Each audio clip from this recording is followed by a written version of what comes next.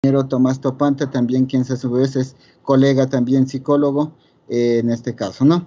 De mi parte, muchas gracias, bienvenidos, bienvenidas a todos.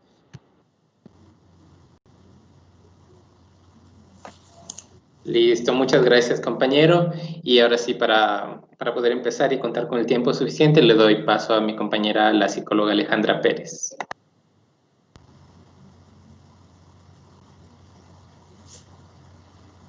Buenos días con todos.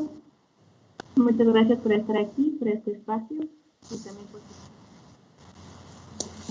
mi nombre es Alejandra Pérez, soy psicóloga clínica y trabajo en el área de los espacios amigables de Jaya.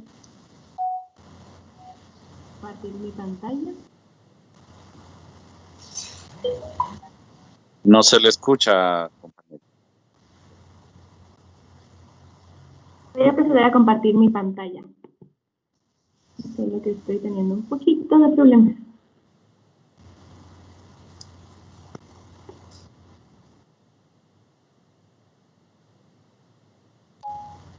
¿Podrían informar si ven mi pantalla? Sí. Sí. ¿Se ve mi pantalla? ¿Y si me escuchan claramente todos? Sí, ahí ya se le escucha. Ahora sí, les voy a solicitar que por favor me apaguen los micrófonos y lo enciendan en el momento que tengan alguna duda o algún comentario. Les daría la palabra. Podrían encender su micrófono en el momento que tengan cualquier duda. ¿Listo? Bueno, vamos a proceder. Como comentó mi compañero, es muy importante tener conocimiento sobre los derechos de los niños, niñas y adolescentes.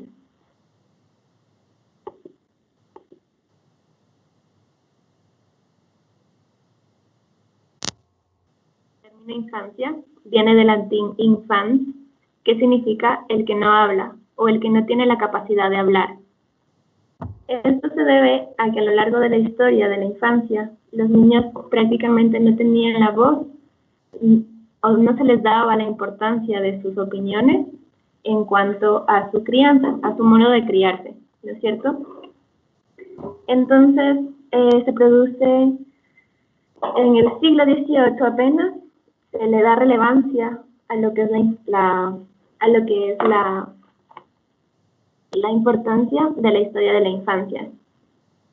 Entonces, esto se debe a que antiguamente era más importante la revalorización de la fecundidad, porque de esta manera las familias veían a la mayoría de los niños como una mano de obra y también garantizaban así la seguridad de la familia, pues si los niños trabajaban de alguna manera ayudaban al sustento de las familias.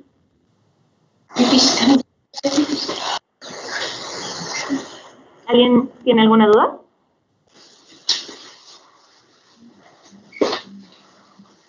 ¿Hola?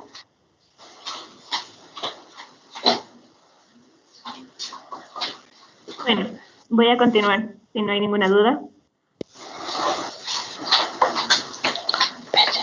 Entonces, a partir del... ¿Alguien quiere hablar?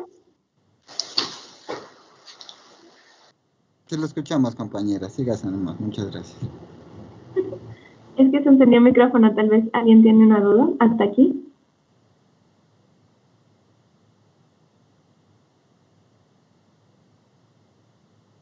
Ya. Entonces, a partir del siglo XVIII, como les digo, empieza a tener importancia este reconocimiento de la infancia, principalmente porque se prohíbe y ya es visto como un delito el infanticidio y también se prohíbe el abandono de los recién nacidos. Antiguamente se creía que cuando había algún tipo de malformación o discapacidad, tanto física como intelectual, la relacionaban con demonios o estaba un poquito satanizado el tema. Entonces los padres abandonaban a los niños a su suerte. Entonces, a partir del siglo XVIII, esto se prohíbe. Entonces vamos a revisar un poquito lo de la historia de la infancia. Y en la Edad Media, la infancia está relacionada con la maternidad. Entonces la mujer era la más cuidadora o la que estaba a cargo de todos los niños. Y los niños eran vistos como unos pequeños adultos. O sea, no había el término de infancia. Simplemente eran niños a cargo Eran personitas chiquitas o adultos pequeños a cargo de su mamá, pero que a partir de los 7 años ya se los consideraba como un adulto más y se los mezclaba con el grupo de los adultos. Entonces, a partir de los 7 años eran considerados aptos para desarrollarse y pertenecían ya a este grupo de adultos donde compartían niños de 7 años con adolescentes, con adultos mayores y adultos maduros.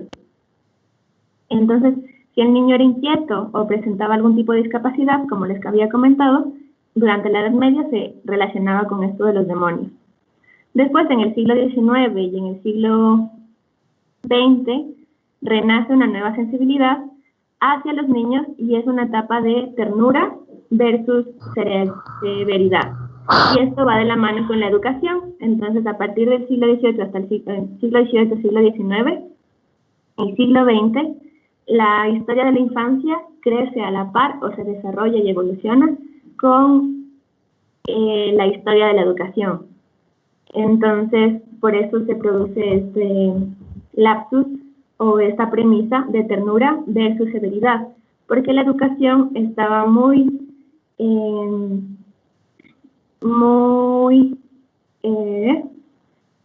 la educación se veía bastante con un tipo de maltrato.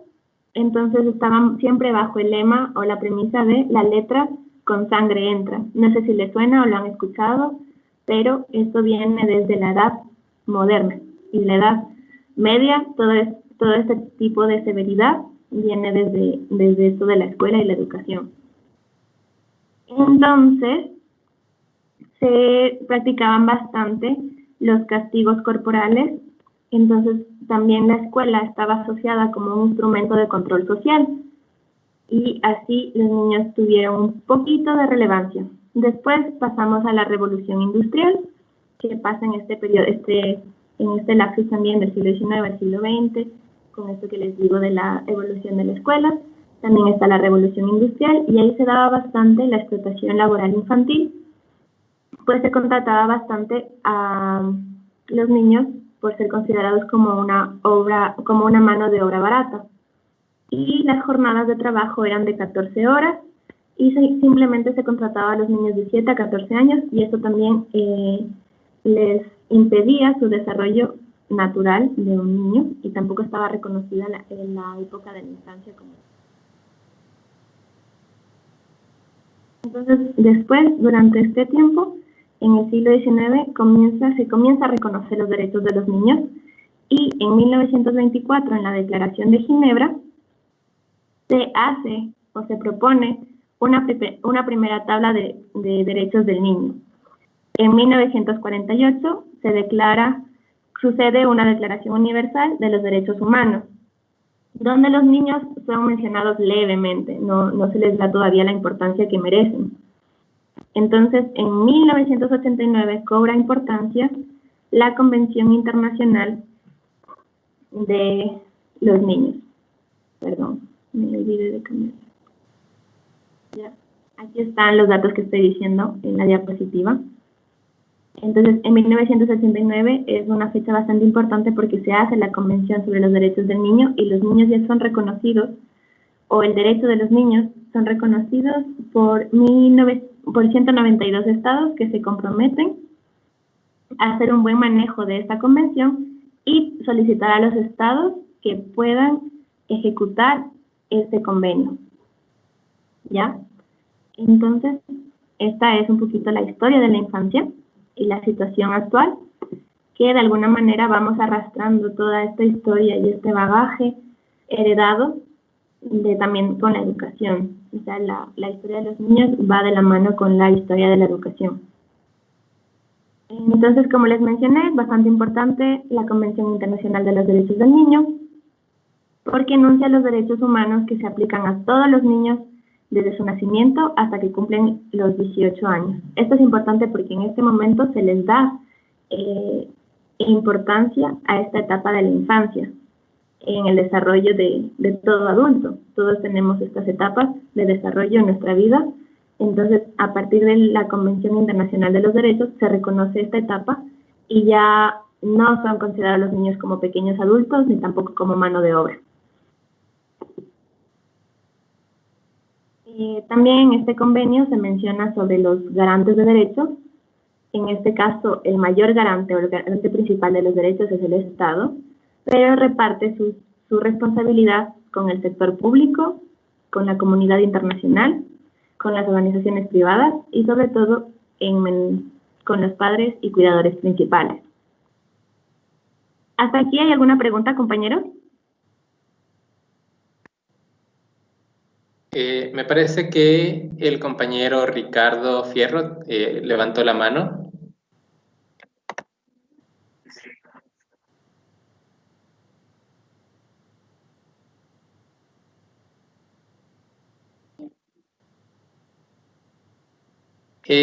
No, por el momento no estamos realizando la grabación, pero igualmente si es que tienen alguna duda o tal vez desean repetir el taller, lo vamos a realizar de acuerdo a un cronograma con diferentes instituciones, pero igual pueden unirse a esos links en estos días. Listo. Bueno, estos son los garantes de derechos. También se menciona sobre los titulares de derechos. En este caso, los titulares principales son los niños, pero hay algunos cápsulas o pequeños decretos que también les hacen titulares a los padres, cuando los niños son muy pequeños, y hay unas pequeñas, como la letra pequeña del convenio. También mencionan que los derechos son interdependientes, son indivisibles e inalienables. Esto significa que no se los puede alterar, que no se los puede tomar por separado, o sea, es decir, voy a cumplir solo el derecho número 1 y el derecho número 3 y 4 no lo voy a cumplir. Y también son interdependientes, es decir, que si no se cumple el 1, estaría transgrediendo en los siguientes y no se estaría tomando en cuenta ni se estaría haciendo una buena práctica de la aplicación de los derechos de los niños y niñas y adolescentes. Ahora nosotros, desde Hayas, nos manejamos con los 10 derechos fundamentales tomados por UNICEF y son los siguientes, con los que nosotros trabajamos generalmente y consideramos los más importantes. Entonces, he tomado estas viñetas. No sé si las puedan leer o lo tengo que hacer un poquito más grande para que se vea.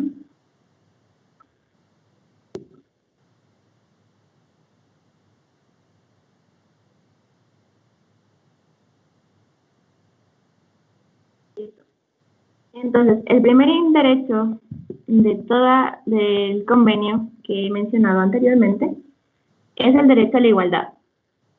El derecho a la igualdad significa que todos los niños, niñas y adolescentes son iguales en todo el mundo, sin discriminación de raza, sin religión o nacionalidad, tampoco discriminación acerca de su nivel social o clase social, ni procedencia, ¿no? Entonces en la viñeta vemos que la amiga de Mafalda le dice, y del signo de zodiaco se olvidaron, claro, ahora resulta que un cualquier nacido en Leo se creerá igual que quienes vimos la luz en Aries. Sepan que eso de la igualdad no está mal, pero hay igualdades e igualdades. En esta viñeta podemos ver que tal vez a veces decimos que sí, que la igualdad, que todos somos iguales, que no hay discriminación, pero aquí ya vemos como un poquito de connotación negativa en lo que comenta la niña, de igualdad, hay igualdades e igualdades, ¿no? Entonces aquí estaría un poquito vulnerando este primer derecho. ¿Alguna pregunta sobre el primer derecho de la igualdad? Sí, igualmente el compañero Gabriel levantó la mano.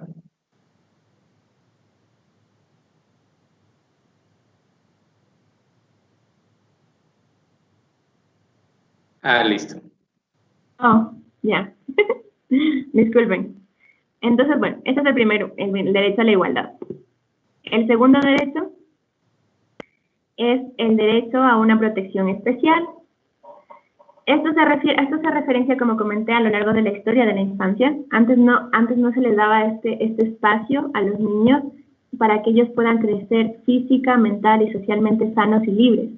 Pues ya tenían 7 años y eran llevados al grupo de los adultos. Y todavía ellos no habían cumplido con sus etapas de desarrollo óptimas.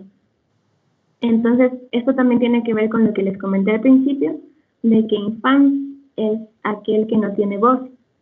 Entonces, aquí en la viñeta vemos que están en un hogar de protección al menor y a todos les están cortando el pelo y están puestos en uniforme y no les importa mucho la opinión que ellos puedan tener. Entonces, aquí estarían transgrediendo este derecho a una protección especial. Entonces, aquí Mafalda dice tristemente, y sobre todo protección ante ciertos antiguos métodos de protección. Entonces, tal vez habría que considerar los métodos de protección especial que antes estaban válidos, pero ahora ya no. O sea, también hay que tener en cuenta esto. El tercer derecho es el derecho a tener una nacionalidad y un nombre. Es bastante importante. Y esto es un derecho que le gusta a todos los niños, porque es divertido cuando los niños se quisieran llamar de otra manera, o hay una etapa en la infancia donde ellos quieren ser Superman, quieren ser Iron Man, como que van construyendo su identidad. Entonces este derecho va en relación a esta construcción de la identidad de cada niño. Entonces aquí vemos que Miguelito, que es el amigo de Mafalda, dice, yo quería llamarme Batman y además ser suizo para comer chocolate todo el día. Entonces, aquí se les explica o se les suele explicar a los niños lo que significa la nacionalidad, que es el lugar o país o nación donde nosotros nacimos y eso nos da una nacionalidad. Y pues el nombre, el nombre que decidieron nuestros padres. De aquí el derecho número 4 hace referencia al derecho a una alimentación y una atención médica adecuada y también digna. Entonces, todos los niños tienen el derecho a la alimentación, tienen derecho a tener un hogar o una vivienda y también necesitan una atención médica adecuada. Como dije, es importante que los niños tengan esto para su debido desarrollo. Actualmente, según los datos que ha recogido UNICEF, alrededor del mundo, o sea, a nivel mundial, hay 156 millones de niños que son menores a 5 años que padecen un retraso en su crecimiento debido a la desnutrición. Entonces, este derecho, de alguna manera, intenta garantizar la alimentación y la vivienda para todos los niños, para de alguna manera erradicar un poquito de esto de la desnutrición, sobre todo en menores de 5 años. En el derecho número 5 es bastante bonito porque significa que es el derecho a la educación y atenciones especiales para los niños y niñas con discapacidad. Esto quiere decir que la Convención de los Derechos Humanos, la Convención de los Derechos de los Niños quiere garantizar que todos puedan acceder a una educación y en el caso de que los niños, niñas o adolescentes con discapacidad, el Estado pueda garantizar su educación y garantizar que las escuelas o los centros educativos puedan ser un poco más inclusivos para los niños que tengan o padezcan alguna discapacidad o capacidad especial. Entonces aquí vemos en la viñeta, a mi mamá los niños impedidos la conmueven tanto, le despiertan tan profundo amor que su sensibilidad no soporta el dolor de acordarse siquiera de que existen. Pobre mamá. Y aquí Mafalda dice, ay, sí, muchísima gente bonachona. Entonces aquí están de alguna manera haciendo crítica de lo que pasa socialmente, o antiguamente más sobre todo, porque los niños con discapacidad, ya les digo, estaban relacionados con esto de los demonios y eran abandonados a su suerte. Entonces ahora se intenta que todos los niños puedan ser incluidos y puedan acceder a los mismos derechos de todos, ¿no? ¿Hasta aquí alguna pregunta, compañeros? ¿Me siguen? No, nada, todo bien. No, nada. Listo, muchísimas gracias. El derecho número 6 habla del derecho a la comprensión, al amor por parte de las familias y de la sociedad. Esto quiere decir, o esto hace referencia sobre todo a la necesidad de los niños, sobre todo en su primera infancia, a estar rodeados de comprensión, de ternura y de amor. Entonces, esto también quiere indicar o criticar lo que pasaba en la historia de la infancia, donde los niños eran, el control de los niños, la educación de los niños era castigada con bastante severidad, sobre todo con castigos corporales. Entonces, aquí entra el tema de la cultura de los malos tratos. Estamos intentando actualmente llegar a una cultura sensible, que sea bien tratante y sea comprensiva con los niños, porque si nosotros no somos sensibles, los niños tal vez, o sea, no somos sensibles a las indicaciones que nos dan los niños, ¿no? Nosotros tenemos que responder con amor y comprensión a los requerimientos que tiene cada niño. Entonces eso es lo que hace, lo que dice el derecho número 6, y no solo por parte de las familias, sino también de la sociedad. Entonces la sociedad serían todos los sistemas que están alrededor, como la educación, las guarderías y también los pares. Entonces aquí dice, digo yo, ¿y por qué hacernos querer de esa manera? No nos pagan nada, le dice. Ahora el derecho número 7 habla del derecho a una educación gratuita y también el derecho a divertirse y jugar. Aquí el derecho número 7 está dirigido para los estados, sobre todo, que el Estado debe garantizar la educación gratuita sobre todos los niveles esenciales de la educación. Entonces, todos los niños tienen derecho a ir a la escuela, porque también, según algunos datos a nivel mundial recogidos por UNICEF, hay 263 millones de niños que están fuera del sistema educativo. Entonces, esto de alguna manera transgrede, y esto, como hacerlo un poquito más visible, sería un niño de cada 6 niños no van a la escuela o no están escolarizados por diferentes problemáticas sociales, pero lo ideal es que todos los niños puedan acudir a la escuela, y por eso el Estado debe garantizar una educación gratuita. Y también pues el derecho a divertirse y jugar, pues no todo es hacer deberes y tal, sino que también el divertirse y jugar forma parte de su desarrollo. Y vamos al derecho número 8, que es el derecho a atención y ayuda preferentes en el caso de peligro. Es decir, que cuando hay algún desastre natural, como lo que pasó durante el terremoto, los niños tienen atención y ayuda preferencial, ¿ya? Entonces, aquí dice, o sea que en caso de hambruna mundial, todos los helados de fresa con crema nos la darían primero a nosotros. Es un poco lo que dice la viñeta. El derecho número 9 dice que es el derecho a ser protegido contra el abandono y el trabajo infantil. Como les había dicho, durante la Revolución Industrial, la mayor parte de los niños de 7 a 14 años eran considerados mano de obra y estaban sujetos a jornadas laborales de 14 horas. Entonces, esto dice que no.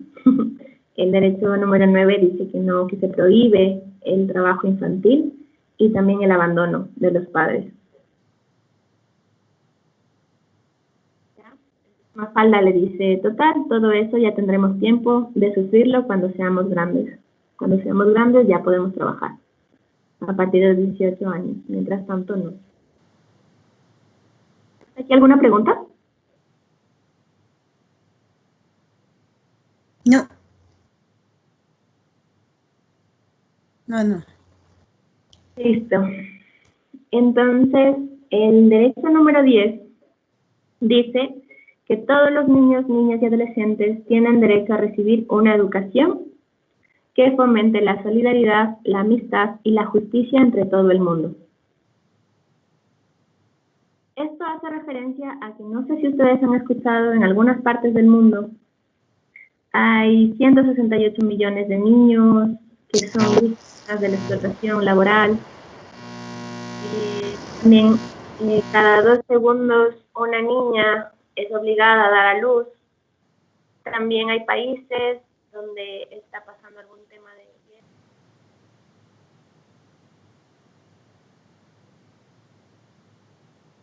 a estar solos. Y también esto de los países con guerra, no sé si han escuchado, pero como más mano de obra en las guerras. Entonces, este derecho a recibir una educación que fomenta la amistad y la justicia.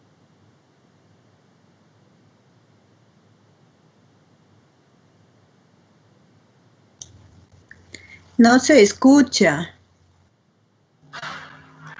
No se escucha. No ¿Hasta se dónde me escucha. escucharon? No se escucha nada. ¿Todos no me escuchan? Repita todo. Todos no lo escuchamos, nadie. Y todos no le escuchamos. Todos lo escuchamos. Ya, no sé qué pasó Está con mi equipo, entrecortado. pero ya Por ahí repito el número 10. Repítalo. Sí, porque está entrecortado. Por favor. Sí.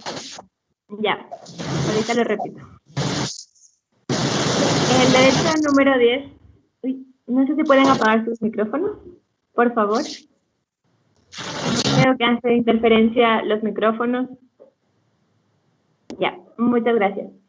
Entonces, decía que el derecho número 10 hace referencia a que los adultos seríamos los responsables de fomentar la solidaridad, la amistad y la justicia entre todo el mundo. Y esto se hace referencia porque se ha detectado muchos lugares en el mundo donde se obliga a muchos niños a participar en las guerras, por eso hay los niños soldados, y esto transgrede esto de nosotros, de la responsabilidad que tenemos los adultos de fomentar la solidaridad y la justicia. Les estamos haciendo odiar de alguna manera a los otros para que participen a guerras y por eso se forman los niños soldados. También decía que aún en la actualidad se evidencia que hay explotación laboral infantil y cerca de 168 millones de niños están en esto.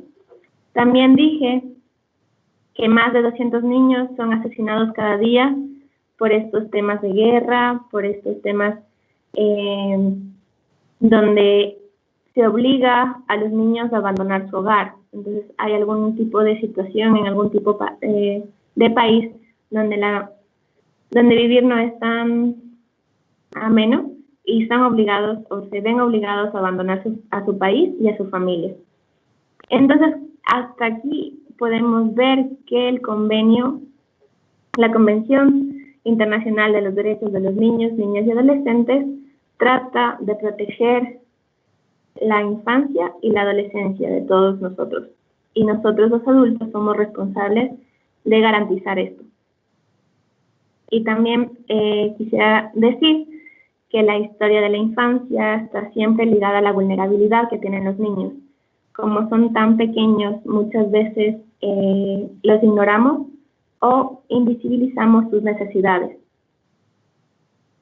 Entonces, por eso es necesario forjar una cultura de los buenos tratos y ver al niño como un sujeto de derechos. Hasta aquí sería lo de los derechos. ¿Hasta aquí hay alguna pregunta? ¿Sí me escucharon bien? Ahorita sí. No, ninguna pregunta. Muchas gracias.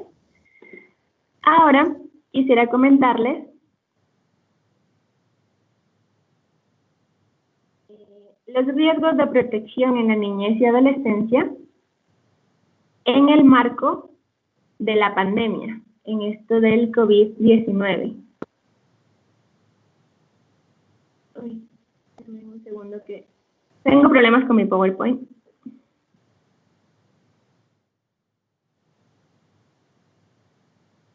Entonces, el COVID-19 puede alterar rápidamente el contexto en el que viven los niños y niñas.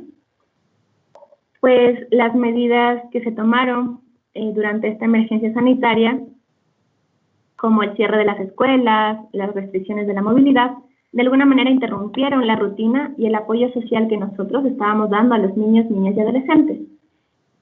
Entonces también lo que supuso el encierro, estar en cuarentena, representó también a factores de estrés adicionales para padres, para madres, para cuidadores principales, que se vieron obligados a encontrar unas nuevas opciones de cuidado y también dejar de acudir al trabajo, ¿no? Entonces, como que se partió esta rutina diaria, todos nos quedamos un poquito en crisis y esto generó generó bastante estrés. Entonces, también sucede que la estigmatización y la discriminación relacionadas con el COVID-19 pueden aumentar la vulnerabilidad a la violencia y el malestar psicosocial en niños, niñas y adolescentes. Entonces, como dije anteriormente, las medidas de control para la propagación de enfermedades no tienen en cuenta estos aspectos de que en los niños se pueda generar un malestar psicosocial. Entonces, vemos en la diapositiva el sistema en el que está sujeto una familia, por ejemplo. Entonces, en el núcleo estarían los niños y niñas y adolescentes, quienes corren mayor riesgo de maltrato, de descuido, de violencia, explotación y también del estrés psicosocial infantiles, que genera un impacto negativo en su desarrollo. De alguna manera se repite lo de la historia de la infancia. También vemos que una separación familiar produce un menor acceso a servicios de apoyo social, también hay estrés de los cuidadores y mayores riesgos de violencia o maltrato en el hogar. Entonces, todo esto, estas dos cosas que estoy diciendo, producen un impacto negativo en el desarrollo de los niños, quienes de alguna manera estarían más vulnerados en una situación de cuarentena, en la que estamos viviendo nosotros actualmente. Después sucede también alteraciones en el sustento económico y en modos de ganarse la vida, en relaciones y el apoyo en familias, y la existencia de miedo generalizado a la enfermedad y al contagio. Entonces, primero vemos que está el núcleo, que serían los niños, niñas y adolescentes, después estaría la familia compuesta por los padres, madres y cuidadores principales, y después vemos la sociedad o el primer círculo social que abraza a esta familia, y ahí encontramos el sustento económico como un generador de estrés para la familia misma, que a su vez activaría el riesgo de maltrato o violencia, y por eso se produce este impacto negativo en su desarrollo. Después, este fue el nivel comunitario, después pasamos al nivel social, que dice que la erosión de capital social produce una interrupción de servicios básicos o acceso reducido a ellos. Esto es debido a que, por ejemplo, durante la cuarentena, cuando de alguna manera los niños que se enfermaron o los padres que se enfermaron no podían acudir al médico por temor a ser contagiados y tuvieron que acceder a la atención médica por un contacto telefónico. Entonces, de alguna manera se restringieron los servicios básicos para las familias y para los niños, niñas y adolescentes. Y también a nivel extrasocial, se podría decir que los niños también podrían sufrir un estigma contra ciertos grupos étnicos. Lo que nosotros podemos vivir o también hemos evidenciado y observado durante esta cuarentena es que sí se tiene cierto estigma contra la población venezolana, por ejemplo, o la población colombiana, bajo la creencia o premisa de que son portadores de COVID. Entonces se les niega algunos servicios básicos. Eso hace referencia a los riesgos de protección en niñez y adolescencia. Como dije, todos estos factores que están sujetos dentro del sistema de los niños va a generar maltrato físico y emocional, violencia de género, trabajo infantil, estrés psicosocial y trastornos,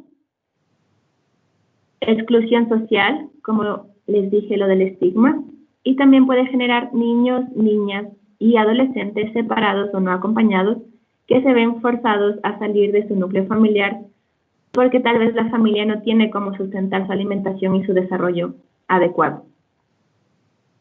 ¿Hasta aquí hay alguna pregunta, compañeros? No creo. Listo.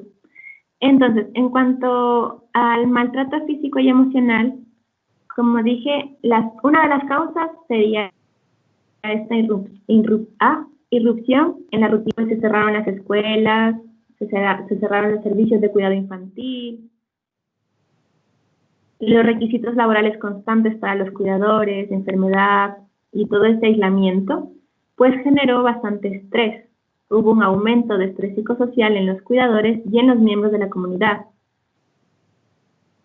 Entonces, esto generó que los padres o cuidadores principales en el entorno familiar genere un riesgo en el que se produzca un maltrato físico y emocional, tal vez mal genio, tal vez gritos y ya pues el castigo corporal.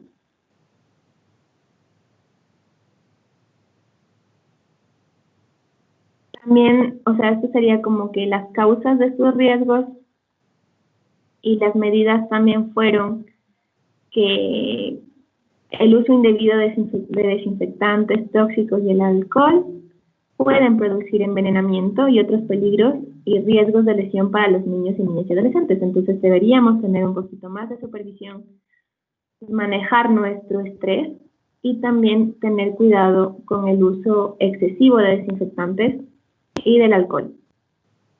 Y esto también genera estrés en la familia. Luego también la violencia de género expone sobre todo a las mujeres y a las niñas un mayor riesgo de explotación sexual o también algún tipo de maltrato por razón de su género. Y pueden ser naturalizadas en el sentido de que, por ejemplo, las niñas del hogar o las madres en el hogar reciben mayor responsabilidad que los otros miembros de la familia. Por ejemplo, cuidar de los miembros de la familia o realizar tareas domésticas como limpiar la casa o atender al hermano o atender al papá. Esto es un tipo de violencia de género y también lo que ya sería un abuso sexual. Después, como dije, tenemos el trabajo infantil. Algunas familias de bajos recursos tuvieron que recurrir a solicitar que los niños salgan a trabajar, salgan a pedir mendicidad, y esto de alguna manera transgrede y los vulnera aún más y hay un riesgo de protección a su niñez.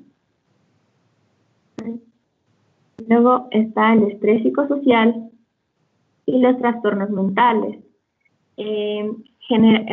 Estar en un proceso de desarrollo. Imagínense un niño de 5 años, de 6 años o de 7 años que esté en un entorno con un estrés que puede llegar a ser tóxico. Cuando la familia está abrazada por este estrés, donde se gritan, donde pueden llegar a castigos corporales, genera bastante angustia, bastantes miedos y las conexiones cerebrales en el niño no llegan a desarrollarse de manera óptima y esto puede generar en un futuro un trastorno en su salud mental y lo puede hacer un poquito más inseguro, puede tener bastante pánico o también puede generar pesadillas y parálisis de sueño. Entonces todo este estrés generaría un deterioro y percutiría en su salud mental.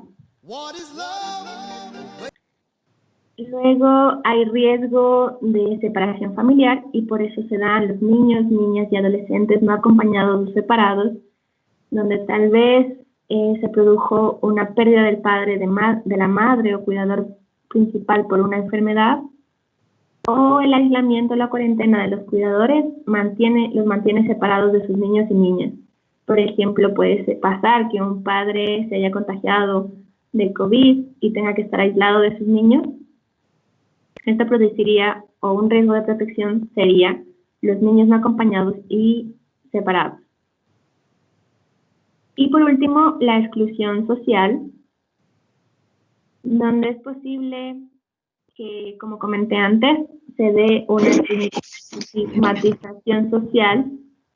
Hay un aumento del riesgo entre niños, niñas y adolescentes que viven o trabajan en la calle, de los que ya se encuentran en una situación de riesgo.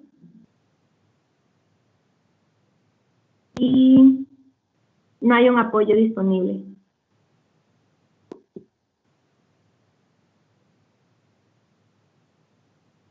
¿Hasta aquí alguna pregunta? No. Está entendible. Listo. Entonces, estos serían, esta última parte de esta presentación, serían los riesgos de protección, los riesgos psicosociales de protección de la niñez y la adolescencia en el marco del COVID-19. Este espacio, abro el espacio para las posibles preguntas. Y hasta aquí acabaría mi presentación. Ahora les daría paso a ustedes, que me pueden comentar qué les pareció, si tienen alguna duda, si ustedes tenían conocimiento sobre todos los derechos de los niños, niñas y adolescentes, y tal vez si sabían o conocían los riesgos psicosociales de muchas familias.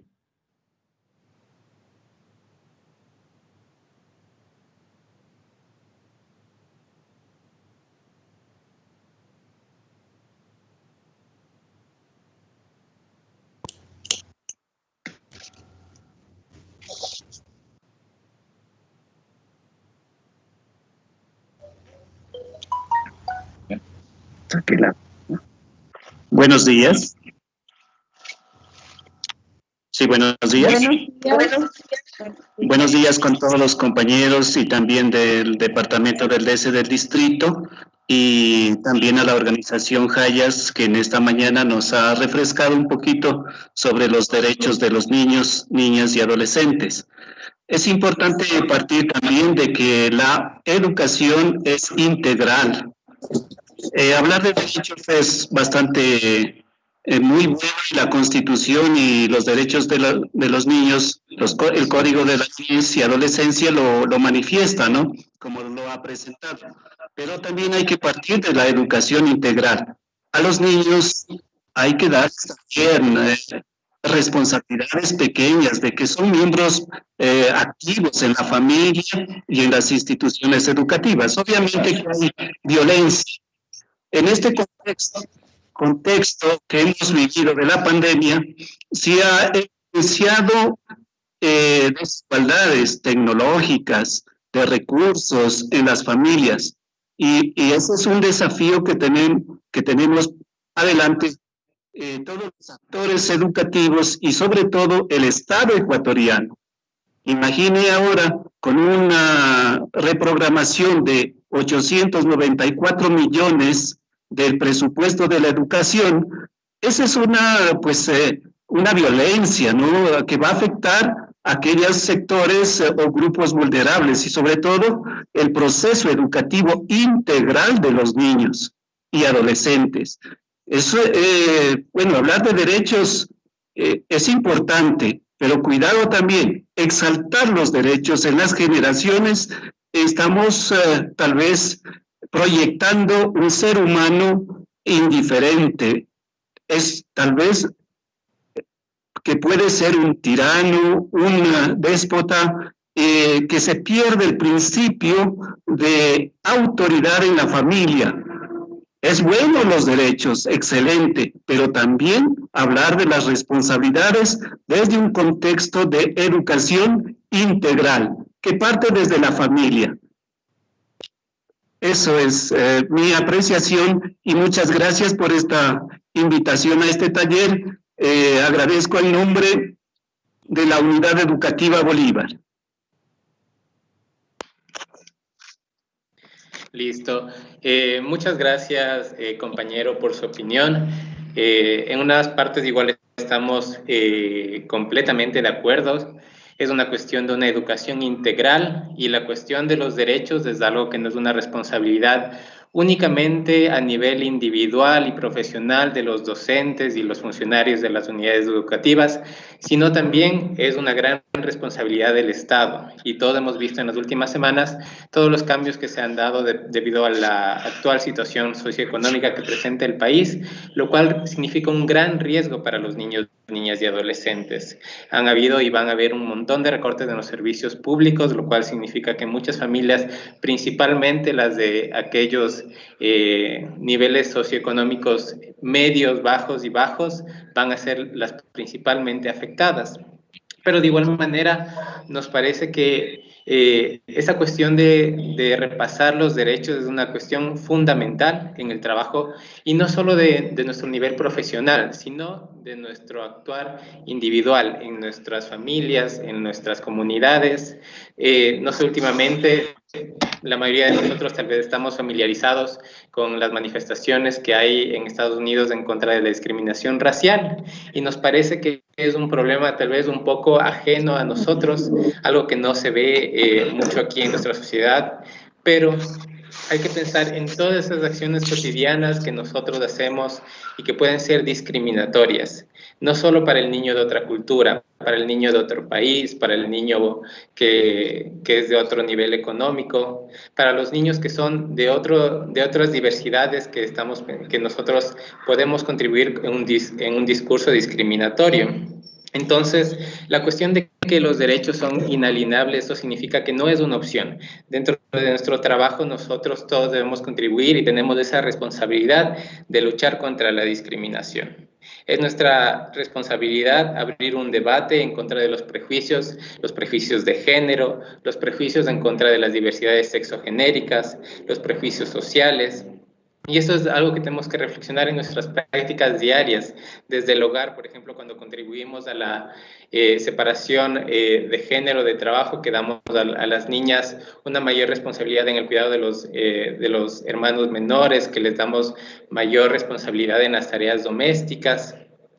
O incluso cuando dejamos de lado la cuestión de la educación sexual, que eso va a influir un montón en la prevención del abuso sexual, o cuando nos hacemos, por ejemplo, sordos a comentarios que comentan los estudiantes, que pueden ser discriminatorios para niños de otra cultura, de alguna otra diversidad sexogenérica, y algunos comentarios machistas que escuchamos y que a veces nos podemos hacer los sordos y que tenemos que direccionarlos y discutirlos en clase, permitir abrir un debate. Entonces, eso es más o menos lo que yo quería comentarles. No sé si es que igual alguien más quisiera comentar su opinión. Muy buenos días. Soy Galo Armando Pérez, de la Unidad Educativa Bolívar, jefe de talento humano. Igualmente, nosotros estamos escuchando sobre los derechos de la niñez y juventud y adolescencia. Lo que sí nosotros en la actualidad estamos viviendo es muy grave. Es la situación del contexto social en la cual se está vulnerando los derechos al trabajo de las personas. Uno, que también va a vulnerar el desarrollo de la familia con los niños y los jóvenes. ¿Qué hacer en este sentido, Hayas, en este programa para apoyo, no solo para la movilidad, sino también para la gente nuestra, para los jóvenes, para nuestros niños? ¿Qué hacer con los, como dijo el señor rector, está muy bien los derechos y las obligaciones?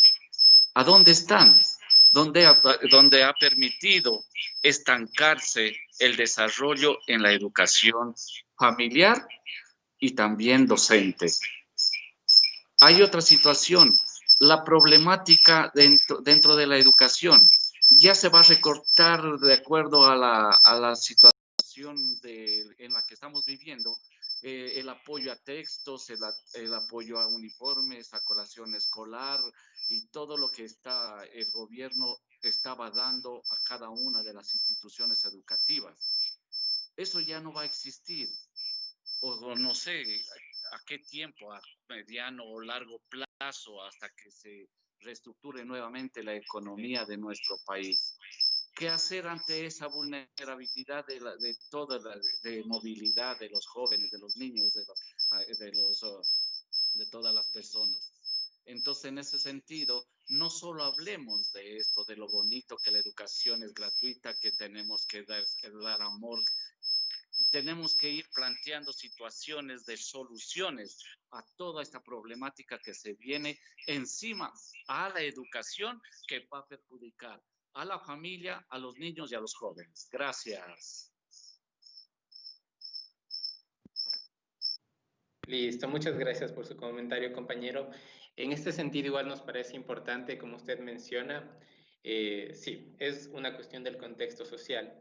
Y aquí la única respuesta y la única solución que se puede dar a estos problemas es a través de la participación, de una participación reflexiva y bien pensada en el ámbito político nacional. Aquí nosotros no estamos tal vez para promocionar alguna línea de orientación política, pero más bien para invitarles a que ustedes dentro de todos los procesos políticos que se van a venir sean partícipes activos dentro de su comunidad, sean partícipes, yo que sé, de los comités que organizan las actividades dentro de su unidad educativa, sus comunidades barriales. Solo a través de la participación y una buena información de las propuestas y de los cambios que se van a venir en nuestro contexto social, es una de las maneras en la que podemos contribuir al cambio. Es verdad que actualmente puede parecer que tenemos poca agencia o poco que intervenir en el proceso de cambio, pero poco a poco, mientras nos vamos uniendo y nos vamos informando sobre cuáles son las propuestas y qué podemos hacer a nivel local, a nivel individual y a nivel social, solo mediante eso podremos contribuir. No sé si es que alguien más tiene alguna opinión.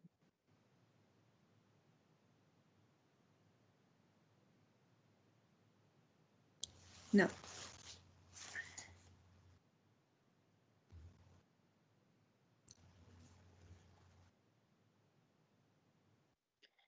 Listo, igual quisiéramos agradecerles a todos por este espacio que nos han brindado.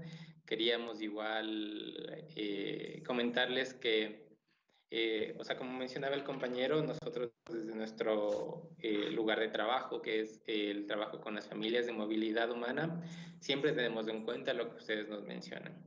No se puede hablar de un progreso para las familias de movilidad sin pensar en acciones direccionadas a la población local. Desde ese punto nosotros igual manejamos un montón de proyectos que no están dirigidos únicamente para las familias migrantes, sino que justamente el espacio de apoyo integral que lo estábamos trabajando durante todo este periodo antes de que viniese la pandemia y que fue desde el periodo de noviembre a marzo, teníamos un montón de espacios artísticos, un taller de danza, un taller de teatro en el que cualquier niña y adolescente podría involucrarse de manera gratuita.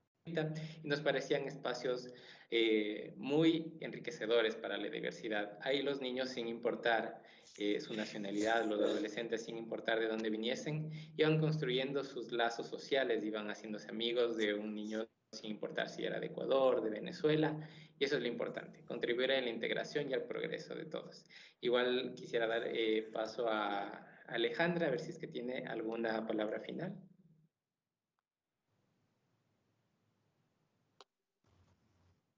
Simplemente agradecer por su atención y por su participación en estos espacios. Como dijo mi compañero, nos parece bastante importante tener este espacio con ustedes para de esta manera conocer también cómo ustedes están viviendo el contexto del COVID y también en la protección de la niñez y adolescencia. Es importante este trabajo que estamos realizando para nosotros proponer nuevas cosas y encaminarnos juntos a una solución integral. Así que muchas gracias por su tiempo, que tengan una linda mañana. Listo. Finalmente, igual como les había mencionado, esto estaba programado para también hablar en específico de la protección de niños en actividades online. Sabemos que ahora tanto los profesores como los niños vamos a estar más impulsados a utilizar herramientas tecnológicas a través de internet y plataformas digitales. Entonces nos parecía importante brindar un poco de herramientas y entender un poquito este nuevo contexto que es igual nuevo para todos.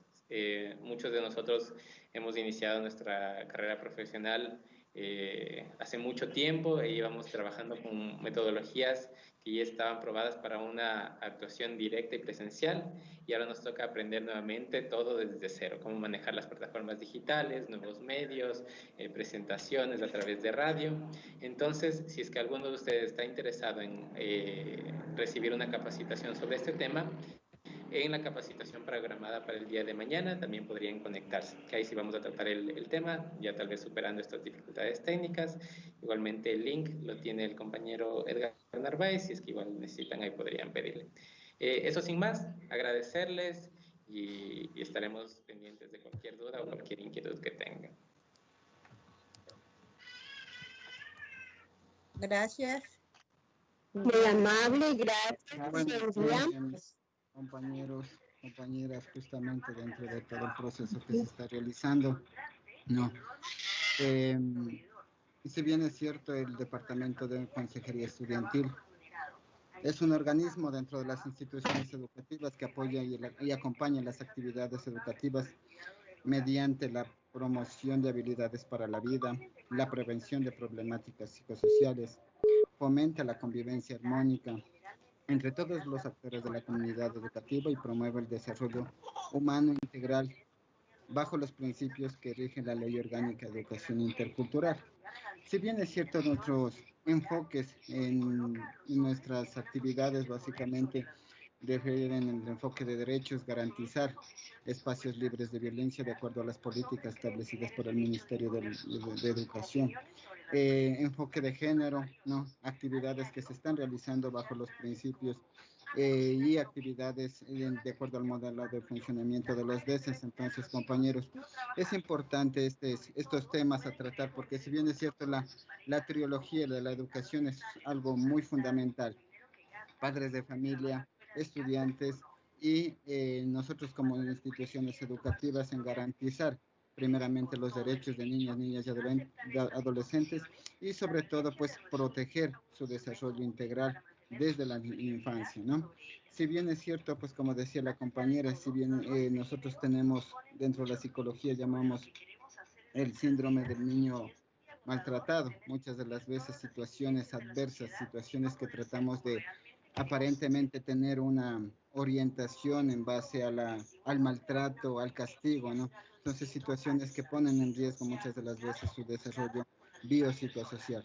Entonces, el compromiso, les invito, compañeros, compañeras, a trabajar, pues, en beneficio de estos niños. Recuerden, pues, la vocación más bonita que nosotros tenemos es esa, ¿no? El trabajo diario y mucho más en estas situaciones de confinamiento que se está presentando, ¿no? Situaciones muy alarmantes, muchas de las veces que niños no pueden tener esa comunicación directa con ustedes, como siempre se ha dado, ¿no? Como siempre ustedes lo han tenido. Sin embargo, a través de un mensaje, a través de una llamada, muchas de las veces ellos requieren o necesitan ayuda. El Departamento de Consejería Estudiantil, mis compañeras DESES, pues siempre van a estar en la completa predisposición, apoyo y orientación tanto a ustedes, compañeras docentes, compañeros docentes, y a los padres de familia, siempre en miras de garantizar no únicamente el derecho de los niños, niñas, sino de toda la comunidad en general, ¿no? Entonces, eso es lo que yo un poquito le quería agradecer a ustedes, compañeras, compañeros, y en este particular también a los compañeros psicólogos de Hayas, una institución que siempre nos ha estado colaborando en cualquier actividad que nosotros estamos organizando, ¿no? De mi parte, muchas gracias por parte del director digital, también a ustedes, compañeros, y mil disculpas por el cruce de links, ¿no? Que se presentó esta mañana, pero en realidad fue una mañana muy productiva, muy provechosa y sobre todo esos conocimientos que muchas de las veces los refrescamos con el diario vivir, ponerlas en práctica y alimentar esa motivación que es el bienestar de nuestros niños, niñas y adolescentes. De mi parte, muchas gracias a ustedes, compañeros, y también a mis colegas por su gran apoyo en esta mañana. Muchas gracias. Gracias. Gracias. Gracias. Gracias. Muchas gracias. Hasta luego. Gracias. Hasta luego. Hasta luego. Mañana, gracias. Gracias. Hasta luego. Muchas gracias. Gracias, hasta luego. Gracias, hasta luego. Gracias, hasta luego. Gracias, hasta luego. Luego, hasta luego. Gracias, hasta luego con todos y todas mis compañeras. Hasta luego. Gracias.